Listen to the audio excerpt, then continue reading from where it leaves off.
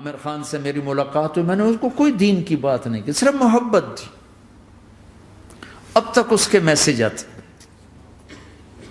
کہ میں زندگی میں کسی سے متاثر نہیں ہوا، تم پہلے آدمی ہو جس سے میں متاثر ہوں. میں نے کوئی جادو کیا، صرف محبت.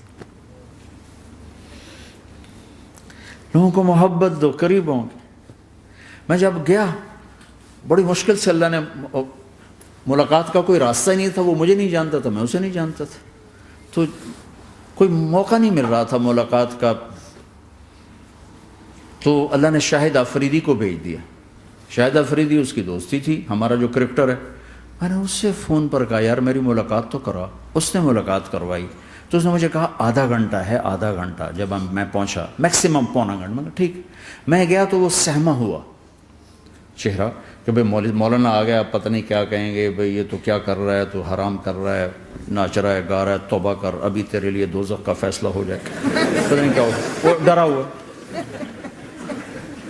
سہما ہوا تھا. تو میرا ایک دور کالج لائف تھا. میرے اللہ نے مجھے ہدایت دی اور میں 3 دن کے لیے میں اس دوست کو، اس کی نسلوں کو دعائیں دیتا ہوں جو مجھے زبردستی پکڑ کے لے گیا. نہ میرا تبلیغ سے کوئی تعلق، نہ واسطہ، نہ میں کوئی ان سے متاثر. ایک لڑکا تھا، بنگالی تھا، گشت کرتا تھا، لیکن میں اس سے ذرا متاثر نہیں ہوا. میرا دوست متاثر ہو گیا تھا، تو میں تو ان کے قریب سے نہیں گزرتا تھا. تو وہ اور میں اسکول میں اکٹھے آ رہے تھے، کالج میں اکٹھے آ رہے تھے. تو وہ متاثر ہوا، وہ 3 دن کے لیے جا رہا تھا. تو مجھے بتائے بغیر میرا ہاتھ پکڑ کے لے گیا، مجھے کام ہے چلو میرے ساتھ. اور میں اس کو انکار نہیں کر سکتا تھا، یہ میرا اس کا تعلق تھا. اب بھی اسی طرح بھائیوں جیسا تعلق. میں اس کا احسان ماں، مجھے زبردستی لے گیا. ہمارے پنجابی کی مثال ہے، کبے نو لت لگی وہ سیدھا ہو گیا. وہ جو ہوتا ہے ہنچ بیک ہوتا ہے نا، اس کو کسی نے لات ماری تو وہ سیدھا ہو گیا. مہربانی بھائی تیری لات سے میں سیدھا ہو گیا. تو مجھے تو وہ کبے والی لت پہ گئی. تو اللہ نے مجھے اس طرف لگا دیا. اور جب میری کالج لائف، میں نے کالج کا بہترین سنگر تھا، اسکول کا بہترین. یہ جنید جمشید کیا ہے جو اس زمانے میں یہ سارا کو اٹھایا میں نے سارا کیا ہے. تو اب وہ بیچارہ ایسے بیٹھا ہوا. تو میں نے اس سے بیٹھتے ہی فلموں کی باتیں شروع کر دی. اور تھوڑی دیر بعد کہ میں نے محسوس کیا کہ فرام 60 to 72 جو فلم انڈسٹری کو جتنا میں جانتا تھا اتنا وہ نہیں جانتا تھا. تو اس کے اوپر میرے علم کا روپ پڑ گیا. اس کی لائن کا علم تھا نا.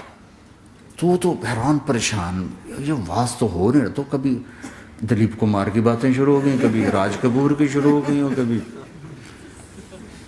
محبوب صاحب شروع ہو گئے، کبھی مدن موہن شروع ہو گئے.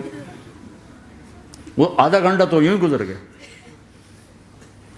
تو آدھے گھنٹے کے بعد میں نے کہا جی ہمارا تو ٹائم اوور کا نہیں، اٹھیں چلے ادھر چل کے بیٹھتے. وہ کھانے کی ٹیبل پر تھے تو ہم وہاں جا کے بیٹھ گئے. پھر وہیں باتیں شروع ہو گئیں. جب اس کا سارا خوف دور ہو گیا اور ریلیکس ہو گیا، اس میں 1.25 گھنٹے سے 50 منٹ گزر گئے تھے. تو پھر میں نے کہا عامر بھائی آپ حج پہ آئے ہیں، اگر آپ اجازت دیں تو آپ کو اپنے نبی کا حج سناؤں. کہنے لگے ہاں جی ضرور سنائی. پھر میں 1.25 گھنٹہ بولتا رہا اور وہ ایسے کر کے یہاں سے وہ یوں نہیں ہوا. 1.25 گھنٹہ ایسے بیٹھ کے یوں سنتا، ہلا نہیں اپنی جگہ سے. لوگ محبت کے بھوکے ہیں، تم فتوے دینا شروع کر دیتے. 2 گھنٹے کی ملاقات کے بعد جب ہم نکلے تو نیچے تک چھوڑنے آیا عامر خان. حج کے بعد میں نے کہا ایک ملاقات اور ہو جائے گا، ضرور ہوگی. پھر اس کا میسج آیا کہ میں مدینے چلا گیا ہوں، معذرت چاہتا ہوں. میں نے کہا میں مدینے آ جاؤں گا. میں مدینے پہلے ہو آیا تھا حج سے پہلے. تو اس نے کہا کہ آپ 14 تاریخ کو آ جائیں، 4 سے 6 کا ٹائم میں نے آپ کے لیے رکھا ہے. تو میں جنید اور ایک اور ساتھی ہم دوبارہ وہاں چلے گئے 4 بجے.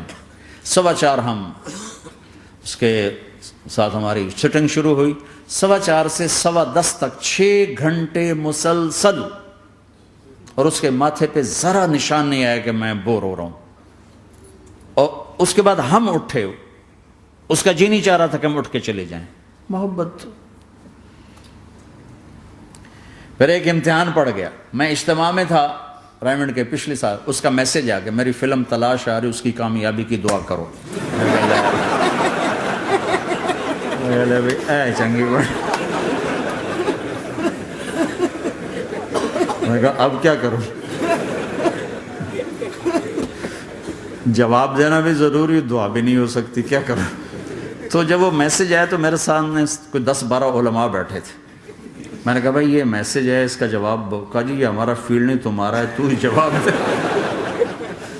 میں سارا دن سوچتا رہا، مجھے کوئی جواب سمجھ میں نہیں آیا کہ جان بھی بچ جائے، جواب بھی چلا جائے. پھر اگلا دن بھی گزر گیا، مجھے کچھ سمجھ میں نہیں آیا. میں عصر کا وضو کر رہا تھا، ایک دم اللہ نے ایک مضمون دل میں ڈالا. تو میں نے فوراً بیٹھ کے اس کو میسج کیا کہ عامر بھائی، جو کریٹو ہوتا ہے نا ذہن، یہ اللہ کسی کسی کو دیتا ہے. تخلیقی ذہن یہ اللہ تعالیٰ کسی کسی کو دیتا ہے، ہر ایک کو نہیں دیتا. اور یہ اللہ کی بہت بڑی عطا ہوتی ہے. اور میں نے تمہارے ساتھ جو وقت گزارا اس میں نے دیکھا کہ اللہ نے تمہیں تخلیقی ذہن دیا ہے، تم کریٹر ہو. اور جو لوگ اس ٹائپ کے ہوتے ہیں وہ کامیابی ناکامی کی پرواہ نہیں کرتے، وہ اپنے کام سے کام رکھتے ہیں.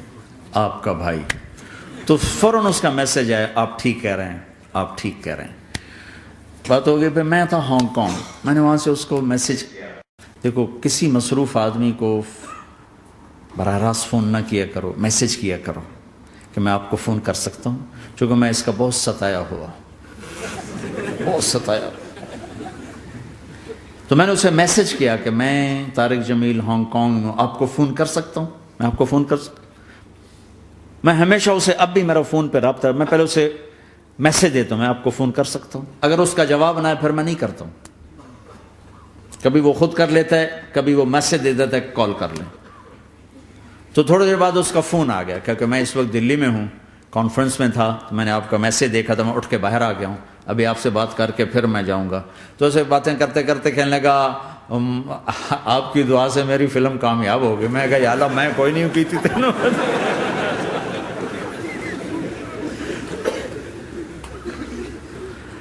بھائیو محبتیں بانٹو، نفرتیں تو پہلے ہی بہت پھیل چکی.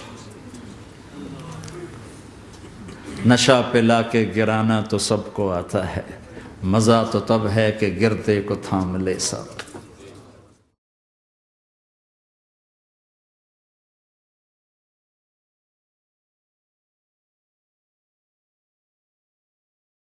لا إله إلا الله محمد رسول الله عليه صلاة الله وآله والأحبة.